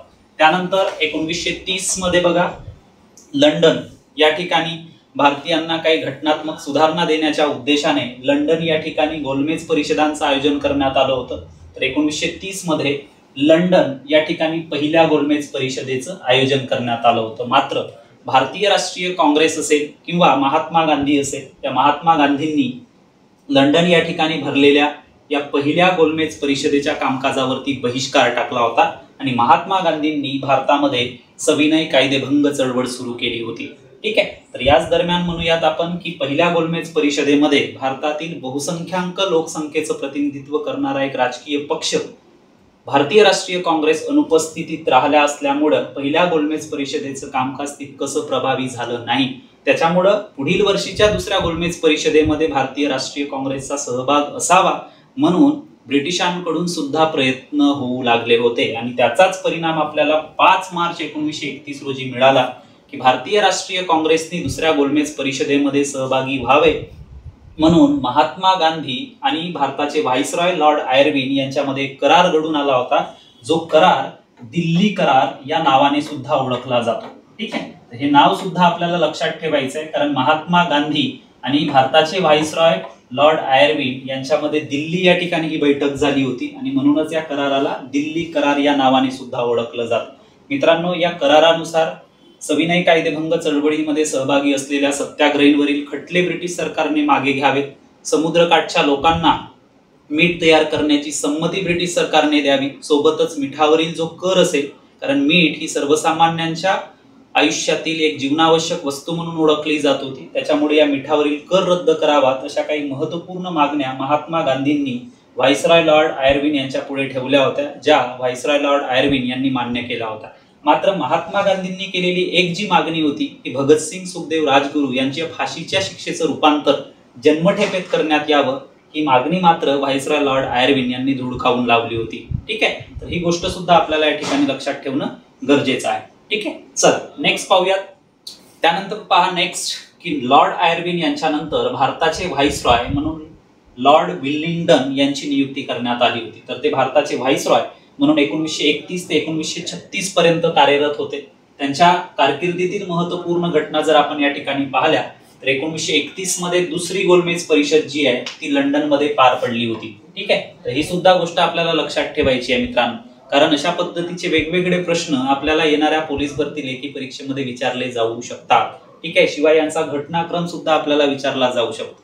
जसं आपण पहिल्या गोलमेज परिषदेबद्दलची माहिती पाहिली होती त्यामध्ये आपण पाहिलं होतं की महात्मा गांधींच्या नेतृत्वाखाली भारतामध्ये सविनय कायदेभंग चळवळ सुरू झाली होती. त्यामुळे भारतीय राष्ट्रीय काँग्रेसने लंडन या ठिकाणी भरलेल्या पहिल्या गोलमेज परिषदेवर पूर्णपणे बहिष्कार टाकला होता.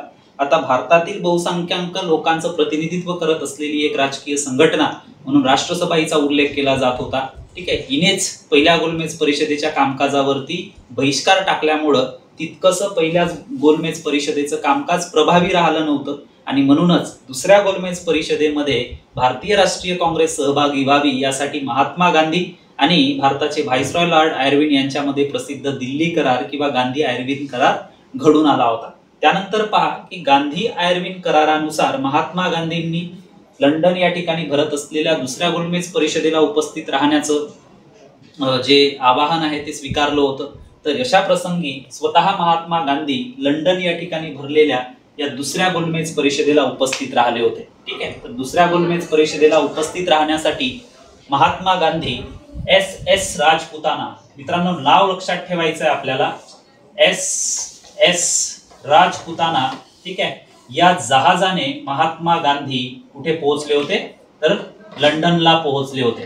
ठीक आहे, SS राजपुताना या जहाजामार्गे महात्मा गांधी दुसऱ्या गोलमेज परिषदेला उपस्थित राहण्यासाठी लंडनला पोहोचले होते. त्यानंतर पहा की या दुसऱ्या गोलमेज परिषदेमध्ये संपूर्ण भारताच्या वतीने महात्मा गांधींनी पूर्ण स्वराज्याची मागणी या दुसऱ्या गोलमेज परिषदेमध्ये केली होती. मात्र ब्रिटिश सरकारने जाणीवपूर्वक या दुसऱ्या गोलमेज परिषदेमध्ये जातीय प्रश्नांवरची चर्चा घडवून आणली होती. ज्यावेळी जातीय प्रश्नांवरची चर्चा सुरू झाली त्यावेळी प्रत्येक जातीच्या गटाच्या प्रतिनिधींनी आपापल्या वर्गासाठी आपापल्या जातीसाठी स्वतंत्र मतदारसंघाची मागणी केली होती. त्याच्यामुळे दुसऱ्या गोलमेज परिषदेचं कामकाज सुद्धा अर्धवट राहिलं होतं. ठीक आहे, त्यानंतर पहा की याच पार्श्वभूमीवर म्हणजेच 1932 मध्ये लंडन मध्येच तिसऱ्या गोलमेज परिषदेचं कामकाज पार पडलं होतं. ठीक आहे, आता या तीनही गोलमेज परिषदांमध्ये भारतीयांच्या मध्ये आणि ब्रिटिशांच्या मध्ये एकमत न झाल्यामुळे इंग्लंडचे जे पंतप्रधान होते रॅमसे मॅकडोनाल्ड यांनी स्वतःच एक निर्णय घेतला होता आणि जातीय प्रश्नांवर आधारित एक जातीय निवाडा जो असेल तो जातीय निवाडा प्रसिद्ध केला होता. आणि पंतप्रधान रॅमसे मॅकडोनाल्ड यांनी प्रसिद्ध केलेल्या या जातीय निवाड्यानुसार अस्पृश्यांना किंवा दलितांना राखीव मतदारसंघ देण्यात आले होते. हे सुद्धा आपल्याला गोष्ट लक्षात ठेवणं गरजेचं. ठीक आहे, कुठल्या कायद्यानुसार कुठल्या निवाड्यानुसार अस्पृश्यांना स्वतंत्र मतदारसंघ देण्यात आले असा जर प्रश्न आपल्याला परीक्षेत विचारला तर मित्रांनो लक्षात ठेवायचा आहे रॅमसे मॅकडोनाल्ड निवाडा यानुसार अस्पृश्यांना राखीव मतदारसंघ देण्यात आले होते. ठीक आहे, तर आता पंतप्रधान रॅमसे मॅकडोनाल्ड यांनी प्रसिद्ध केलेल्या जातीय निवाड्यानुसार जर अस्पृश्यांना राखीव मतदारसंघ बहाल केले असले त्यामुळे या संपूर्ण जातीय खेळामुळे ब्रिटिशांच्या जवळजवळ 7 कोटी अस्पृश्य किंवा दलित लोक हे मूळ हिंदू समाजापासून वेगळे होणार होते. आणि म्हणूनच या विरोधामध्ये महात्मा गांधींनी पुण्यातील एरवाडा तुरुंगामध्ये या पंतप्रधान रॅमसे मॅकडोनाल्ड यांच्या जातीय निवाड्याच्या विरोधामध्ये आमरण उपोषण सुरू केलं होतं. ठीक आहे, तर त्याच दरम्यान काही महत्वपूर्ण राष्ट्रसभेचे नेते होते ज्यामध्ये आपल्याला उल्लेख करता येईल पंडित मदन मोहन मालवीय, त्यानंतर बॅरिस्टर जयकर, ठीक आहे, सी राजगोपालचारी यासारख्या लोकांनी ठीक आहे महात्मा गांधीजींचा जीव वाचवण्यासाठी ठीक आहे अस्पृश्य समाजाचे किंवा दलित समाजाचे नेते असलेले डॉक्टर बाबासाहेब आंबेडकर आणि महात्मा गांधी यांच्यामध्ये पुणे ऐक्य करार घडवून आणला होता. आणि या पुणे ऐक्य करारानुसार प्रांतिक मंत्रिमंडळांमध्ये ज्या 71 जागा अस्पृश्यांना मिळणार होत्या या 71 जागांऐवजी 148 जागा अस्पृश्यांना देण्याचं महात्मा गांधींनी मान्य केलं. सोबतच केंद्रीय मंत्रिमंडळांमध्ये 18% राखीव जागा दलितांना देण्याचं सुद्धा महात्मा गांधींनी मान्य केलं होतं. अशा पद्धतीने म्हणता येईल आपल्याला की महात्मा गांधी आणि डॉक्टर बाबासाहेब आंबेडकर यांच्या दरम्यान हा पुणे ऐक्य करार घडून आला होता. ठीक आहे, त्यानंतर बघा मित्रांनो की व्हाईसरॉय लॉर्ड विलिंग्डन यांच्याच कारकिर्दीमध्ये 1935 मध्ये 1935चा भारतीय सुधारणा कायदा जो असेल तो कायदा संमत करण्यात आला होता. आता काही दोन महत्वपूर्ण तरतुदी जर आपल्याला भारतीय सुधारणा कायद्याच्या संदर्भामध्ये जर सांगायच्या झाला, कारण आपल्याला येणाऱ्या पोलीस भरती लेखी परीक्षेमध्ये मित्रांनो 3 महत्वपूर्ण कायद्यांबद्दलची माहिती विचारण्यात येणार आहे. ते 3 महत्वपूर्ण कायदे म्हणजेच कोणते, तर 1909चा मोर्लेमेंटो सुधारणा कायदा, 1919चा मॉन्टेग्यू चेम्सफोर्ड सुधारणा कायदा आणि 1935चा भारतीय सुधारणा कायदा. तर त्या अनुषंगाने ज्यावेळी आपण एक सेपरेट लेक्चर या महत्वपूर्ण कायद्यांवरती अभ्यासणार आहोत, मात्र या ठिकाणी 1935च्या भारतीय सुधारणा कायद्याचा उल्लेख आला तर काही महत्वपूर्ण तरतूद मी आपल्याला या ठिकाणी सांगण्याचा प्रयत्न करतो. तर ब्रह्मदेश म्हणजेच म्यानमार जो आहे, जो आतापर्यंत ब्रिटिशकालीन भारताचा भाग होता, तर 1935च्या भारतीय सुधारणा कायद्यानुसार ब्रह्मदेश किंवा म्यानमार हा भारतापासून वेगळा करण्यात आला होता. सोबतच म्हणूयात आपण की 1919च्या मॉन्टेग्यू चेम्सफोर्ड सुधारणा कायद्यानुसार प्रांतांमध्ये द्विदल शासन पद्धती सुरू करून खात्यांची विभागणी राखीव आणि सोपी वशी करण्यात आली होती. तर प्रांतातील द्विदल राज्य पद्धती रद्द करून 1935च्या भारतीय सुधारणा कायद्यानुसार प्रांतातील द्विदल राज्य पद्धती नष्ट करून किंवा रद्द करून ती केंद्रामध्ये सुरू करण्यात आली होती. आता केंद्रातील खात्यांची विभागणी कशी करण्यात आली होती, राखीव आणि सोपीव करण्यात आली होती आणि इकडे प्रांतांना पूर्ण स्वायत्तता बहाल करण्यात आली होती. ठीक आहे, तर अशा रीतीने म्हणता येईल आपल्याला की 1935च्या भारतीय सुधारणा कायद्यातील दुसरी महत्वपूर्ण तरतूद होती. तिसरी महत्वपूर्ण तरतूद जर सांगायची झाली तर आपलं सध्याचं जे सुप्रीम कोर्ट आहे, जे दिल्ली या ठिकाणी अस्तित्वात आहे, ज्याला पूर्वी फेडरल कोर्ट या नावाने ओळखलं जात होतं, तर या फेडरल कोर्टची स्थापना सुद्धा 1935च्या भारतीय सुधारणा कायद्यानुसारच करण्यात आली होती. ठीक आहे, मात्र अपिलाचं सर्वोच्च न्यायालय जे असेल ते अपिलाचं सर्वोच्च न्यायालय हे 1935च्या भारतीय सुधारणा कायद्यानुसार स्थापन झालेलं फेडरल कोर्ट नव्हतं, तर इंग्लंडमधील काय होतं, प्रिव्ही काउन्सिल होतं. ठीक आहे, म्हणजे भारतामधील फेडरल कोर्टाच्या विरोधातही ठीक आहे त्यावेळी इंग्लंडमधील प्रिव्ही काउन्सिलमध्ये दाद मागता येत होतं. याचाच अर्थ काय, तर अपिलाचं सर्वोच्च न्यायालय हे इंग्लंडमधील प्रिव्ही काउन्सिल होतं. ठीक आहे, त्यानंतर बघा मित्रांनो की व्हाईसरॉय लॉर्ड विलिंग्डन नंतर भारताचा व्हाईसरॉय म्हणून लॉर्ड लीन लिथगो यांना नियुक्त करण्यात आलं होतं. तर लॉर्ड लीन लिथगो हे भारताचे व्हाईसरॉय म्हणून 1936 ते 1944 पर्यंत कार्यरत होते. ठीक आहे, तर यांच्या कारकिर्दीमध्ये समजा जर आपण महत्वपूर्ण घटना पाहिल्या तर 1937 मध्ये भारतामध्ये प्रांतिक निवडणुका पार पडल्या होत्या. मित्रांनो, एक गोष्ट आपल्याला या प्रांतिक निवडणुकांच्या संदर्भामध्ये लक्षात ठेवायची ती म्हणजे अशी की 1935चा जो भारतीय सुधारणा कायदा होता, या 1935च्या भारतीय सुधारणा कायद्यानुसार भारतातील काही मर्यादित लोकांना म्हणजे जवळपास आपल्याला सांगता येईल तर 10% लोकांना मताधिकार बहाल करण्यात येऊन 1937 मध्ये भारतातील जे वेगवेगळे 11 ब्रिटिश प्रांत होते, या 11 ब्रिटिश प्रांतांमध्ये निवडणुका घेण्यात आल्या होत्या. ठीक आहे, आता त्यापैकी जर आपण पाहिलं तर टोटल किती 11 ब्रिटिश प्रांत होते. तर या 11 ब्रिटिश प्रांतांपैकी जवळजवळ 8 प्रांतांमध्ये भारतीय राष्ट्रीय काँग्रेसला आपलं मंत्रिमंडळ बनविण्यामध्ये यश मिळालं होतं. सोबतच म्हणू आपण तर एक प्रांत असा होता की ज्यामध्ये म्हणजे बंगाल, ज्यामध्ये मुस्लिम लीगचं युतीचं सरकार अस्तित्वात आलं होतं. त्याच्यानंतर म्हणूयात आपण सिंध असेल किंवा पंजाब प्रांतामध्ये सुद्धा ठीक आहे वेगवेगळे सरकारे जी आहेत ती स्थानापन्न झाली होती. ठीक आहे, तर या 8 प्रांतांमध्ये स्थापन झालेल्या काँग्रेसच्या मंत्रिमंडळांनी अनेक लोककल्याणकारी कामे त्या ठिकाणी केली होती.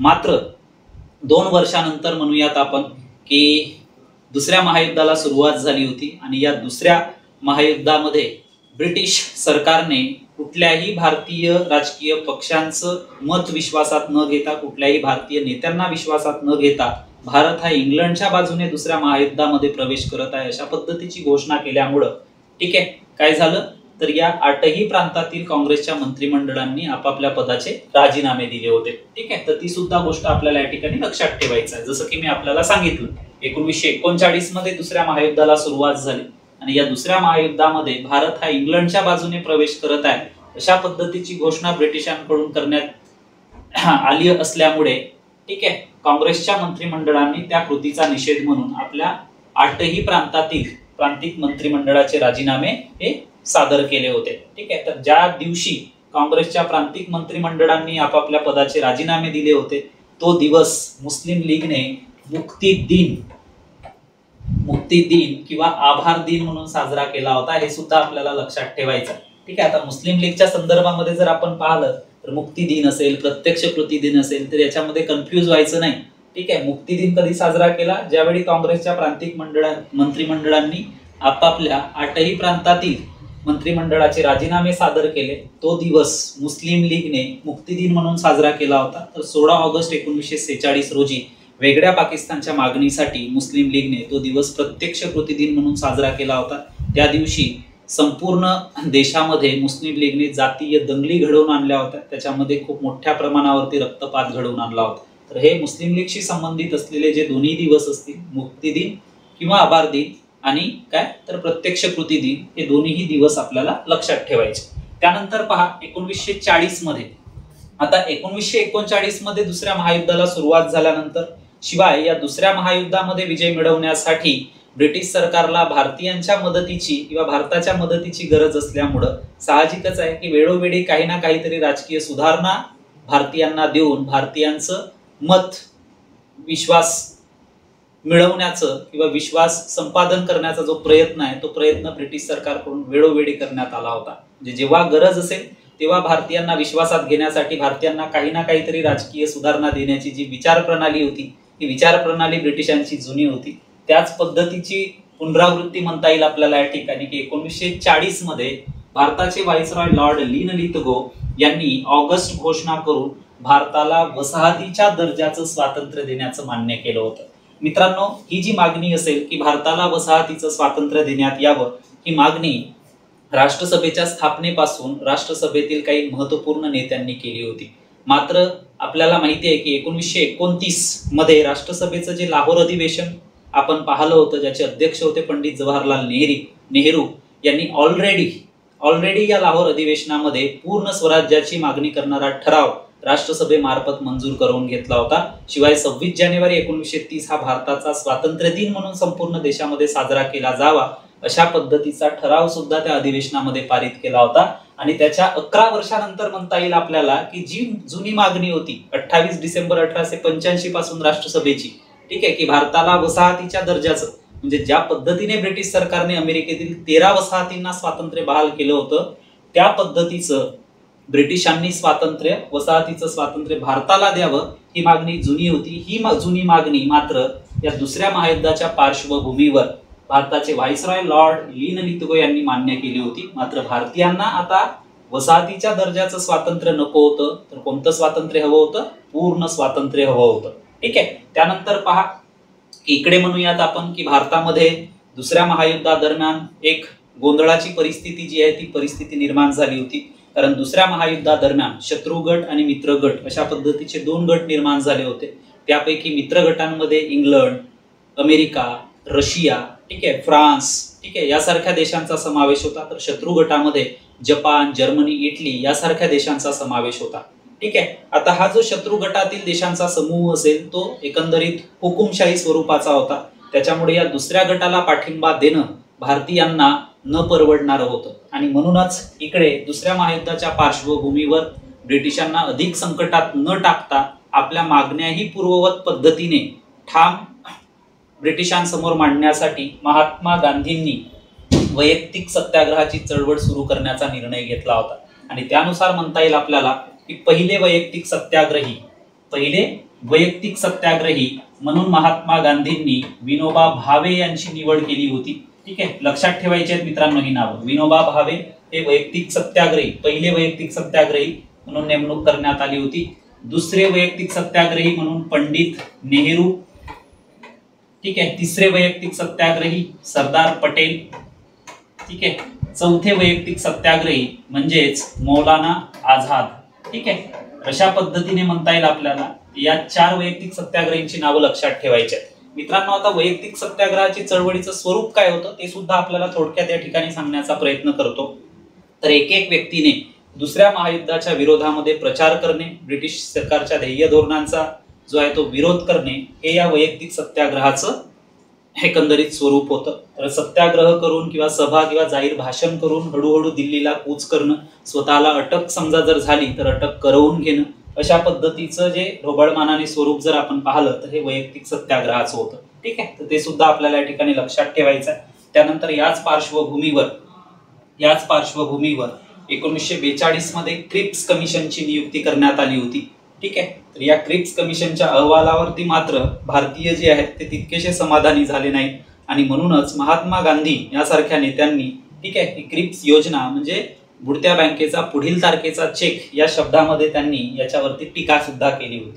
त्यानंतर पहा की ब्रिटिशांपासून किंवा ब्रिटिश वर्चस्वापासून कायमचं भारतीयांना मुक्त करण्यासाठी महात्मा गांधींच्या नेतृत्वाखाली चले जाव आंदोलन किंवा छोडो भारत चळवळ, क्विट इंडिया मुवमेंट ज्याला म्हणतो आपण, ती चळवळ सुरू करण्यात आली होती. ठीक आहे. चल नेक्स्ट पाहूयात आपण.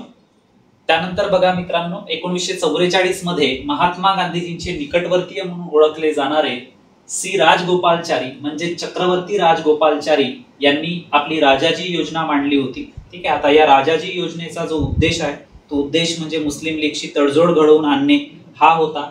मात्र चक्रवर्ती राजगोपालचारी यांनी राजाजी योजनेमध्ये मांडलेली सार्वमताची जी मागणी होती ती सार्वमताची मागणी मुस्लिम लीगने धुडकावून लावली होती आणि म्हणूनच म्हणता येईल आपल्याला की चक्रवर्ती राजगोपालचारी यांनी मांडलेली राजाजी योजना मुस्लिम लीग याने फेटाळली होती. ठीक आहे. आता हा जो सार्वमताचा मुद्दा होता, सार्वमताच्या मुद्द्यामुळे मुस्लिम लीगचे जे काही सर्वेसर्वा होते बॅरिस्टर जिना यांनी ही योजना जी आहे ही योजना फेटाळून लावली होती. कारण मुस्लिम लीगला वेगळ्या पाकिस्तानची जी मागणी होती या मागणीवरती ठाम राहत असताना भारतातील जे काही प्रदेश होते जसं बंगाल असेल, त्यानंतर वायव्य सरहद प्रांत असेल, पंजाब प्रांत असेल, सिंध असेल, हा वेगळ्या पाकिस्तानमध्ये हवा होता. मात्र या सर्व प्रांतांमध्ये हिंदू आणि मुस्लिमांची जी संख्या होती ती संख्या जवळपास सारखीच असल्यामुळं चक्रवर्ती राजगोपालचारी यांनी मतभेद असलेल्या या प्रांतांच्या संदर्भामध्ये की ज्या प्रांतांमध्ये ठीक आहे मतभेद आहेत राष्ट्रसभा आणि मुस्लिम लीगच्या दरम्यान त्या प्रांतातील जनतेमध्ये ठीक आहे सार्वमत घेण्यात येऊन की त्यांची इच्छा कुठे सामील होण्याची आहे, भारतामध्ये आहे की पाकिस्तानमध्ये आहे, ती इच्छा जाणून घेण्याची जी तरतूद आहे ती तरतूद या राजाजी योजनेमध्ये मांडली असल्यामुळे बॅरिस्टर जिना यांनी ही राजाजी योजना फेटाळून लावली होती. ठीक आहे. तर ती सुद्धा गोष्ट आपल्याला या ठिकाणी लक्षात ठेवणं गरजेचं आहे मित्रांनो. त्यानंतर पहा की व्हाईसरॉय लॉर्ड वेव्हेल हे भारताचे नवे व्हाईसरॉय म्हणून 1944 ते 1947 पर्यंत कार्यरत होते. आता यांच्या कारकिर्दीमध्ये जर आपण पाहिलं तर 1945 मध्ये व्हाईसरॉय लॉर्ड वेव्हेल यांनी शिमला परिषदेमध्ये आपली वेव्हेल योजना मांडली होती. ठीक आहे. वेव्हेल योजना. आणि या वेव्हेल योजनेवर चर्चा करण्यासाठी त्यांनी भारतीय राष्ट्रीय काँग्रेस आणि मुस्लिम लीग यांच्या नेत्यांना शिमला या ठिकाणी बोलवलं होतं. मात्र या शिमला बैठकीमध्ये सुद्धा परत राष्ट्रसभा आणि मुस्लिम लीग यांच्यामध्ये मतभेद निर्माण झाली असल्यामुळे वेव्हेल योजना यशस्वी होऊ शकली नव्हती. याच पार्श्वभूमीवर म्हणजेच त्याच्या पुढल्या वर्षी 1946 मध्ये व्हाईसरॉय लॉर्ड वेव्हेल यांच्या कारकिर्दीमध्ये त्रिमंत्री योजना, तिलाच कॅबिनेट मिशन योजना या नावाने सुद्धा ओळखलं जातं, ही एक मांडण्यात आली होती. जसं त्रिमंत्री योजना म्हणजेच यामध्ये 3 मंत्री होते. ठीक आहे. जसं एव्ही अलेक्झांडर, त्याच्यानंतर सर स्टॅफर्ड क्रिप्स, ठीक आहे, आणि लॉरेन्स अशा पद्धतीचे एकंदर म्हणू आपण. तर या ठिकाणी 3 मंत्री असल्यामुळे त्याला त्रिमंत्री योजना या नावाने ओळखलं जातं. त्यानंतर पहा की या त्रिमंत्री योजना किंवा कॅबिनेट मिशन योजनेनुसार जुलै 1946 मध्ये भारतामध्ये निवडणुका पार पडल्या होत्या. या निवडणुकांमध्ये भारतीय राष्ट्रीय काँग्रेसला अभूतपूर्व यश मिळालं होतं आणि पंडित नेहरूंच्या अध्यक्षतेखाली हंगामी सरकारची स्थापना करण्यात आली होती. याच दरम्यान म्हणूयात आपण तर या निवडणुकांमध्ये पाहिजे त्या प्रमाणामध्ये मुस्लिम लीगला यश मिळू शकलं नाही आणि पर्यायी मुस्लिम लीगने पंडित नेहरूंच्या अध्यक्षतेखाली स्थापन झालेल्या या हंगामी सरकारमध्ये सामील होण्यास नकार दिला होता. ठीक आहे. मात्र याच दरम्यान घटना समितीचं पहिलं अधिवेशन सुद्धा पार पडलं होतं. मित्रांनो, ज्यावेळी आपण राज्यघटनेचा अभ्यास पाहूयात त्यामध्ये आपण या संपूर्ण अधिवेशनांबद्दलची माहिती निश्चितपणे अभ्यासणार आहोत. घटना समितीचे टोटल जी आहेत ती 11 अधिवेशने पार पडली होती. तर याच काळामध्ये म्हणजेच 1946 मध्ये घटना समितीचं पहिलं अधिवेशन पार पडलं होतं. घटना समितीचे अध्यक्ष म्हणून डॉक्टर राजेंद्र प्रसाद यांची निवड करण्यात आली होती. ठीक आहे. त्यानंतर पहा की भलेही मुस्लिम लीगने त्यानंतर या हंगामी सरकारमध्ये स्थापन झालेल्या हंगामी सरकारमध्ये सहभागी होण्याची तीव्र इच्छा जरी व्यक्त केली असली तरी मात्र घटना समितीच्या कामकाजामध्ये मुस्लिम लीग कधीच सहभागी झाली नाही.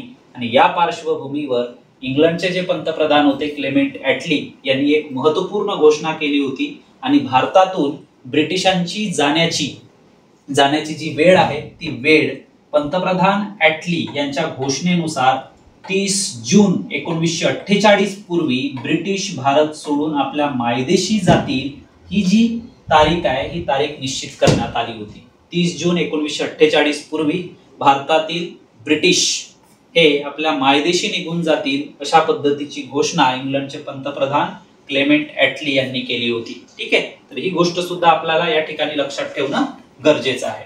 ठीक आहे, चल नेक्स्ट पाहूयात। लॉर्ड वेव्हवेल यांच्या नंतर भारताचे व्हाईसरॉय म्हणून लॉर्ड माउंटबॅटन यांची नियुक्ती करण्यात आली होती। तर ते भारताचे व्हाईसरॉय म्हणून 1947 ते 1948 पर्यंत कार्यरत होते।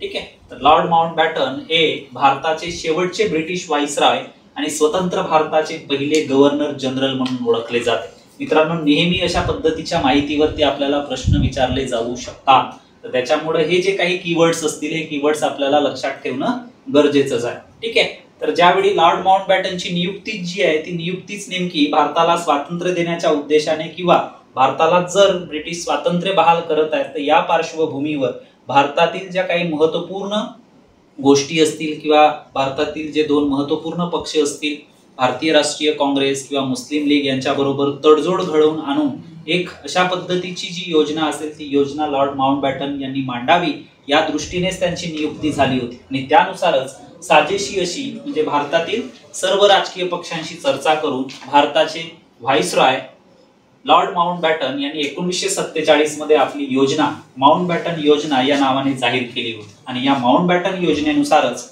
मग भारत आणि पाकिस्तान अशा दोन स्वतंत्र राष्ट्रांची निर्मिती झाली होती। ठीक आहे, आणि त्याच अनुषंगाने मग घाईघाईने म्हणजे अवघ्या 14 दिवसांमध्ये ही योजना जाहीर झाल्यानंतर भारताचे व्हाईसरॉय लॉर्ड माउंटबॅटन यांनी आपली योजना जाहीर केल्यानंतर अवघ्या 14 दिवसांमध्येच म्हणजे 18 जुलै 1947 रोजी भारत आणि पाकिस्तान या दोन देशांना ब्रिटिश राजवटीतून मुक्त करण्यासाठी भारतीय स्वातंत्र्याचा कायदा जो आहे तो कायदा पारित करण्यात आला। आणि मग याच कायद्यानुसार 15 ऑगस्ट 1947 रोजी भारत जो आहे हा भारत स्वतंत्र झाला। वर्षानुवर्षाचे जे पारतंत्र्याचे गडद जे ढग आहेत ते ढग भारतातून दूर झाले आणि अशा पद्धतीने म्हणजे इतक्या अथक परिश्रमानंतर म्हणूयात आपण भारताच्या स्वातंत्र्य चळवळीमध्ये कित्येक जे लोक आहेत यांनी आपल्या जीवाचं बलिदान दिलं आणि त्या बलिदानाचाच परिणाम आपल्याला 15 ऑगस्ट 1947 रोजी पाहायला मिळाला। तो म्हणजे भारताला इतक्या वर्षाचं पारतंत्र्य जे आहे ते संपुष्टात येऊन एक स्वातंत्र्याचा सूर्योदय घडून आला होता। त्याच पद्धतीने 14 ऑगस्ट 1947 हा पाकिस्तानचा स्वातंत्र्य दिन म्हणून साजरा केला जातो। ठीक आहे, या महत्त्वपूर्ण घडामोडी मित्रांनो आपल्याला लक्षात ठेवणं गरजेचं आहे। ठीक आहे, चल नेक्स्ट पाहू आपण। त्यानंतर पहा मित्रांनो, जसं आपण लॉर्ड माउंटबॅटनच्या संदर्भामध्ये पाहिलं होतं की ते भारताचे शेवटचे ब्रिटिश व्हाईसरॉय ठरले होते। ठीक आहे, त्यानंतर स्वतंत्र भारताचे पहिले गव्हर्नर जनरल म्हणून सुद्धा लॉर्ड माउंटबॅटन यांचा उल्लेख केला जातो।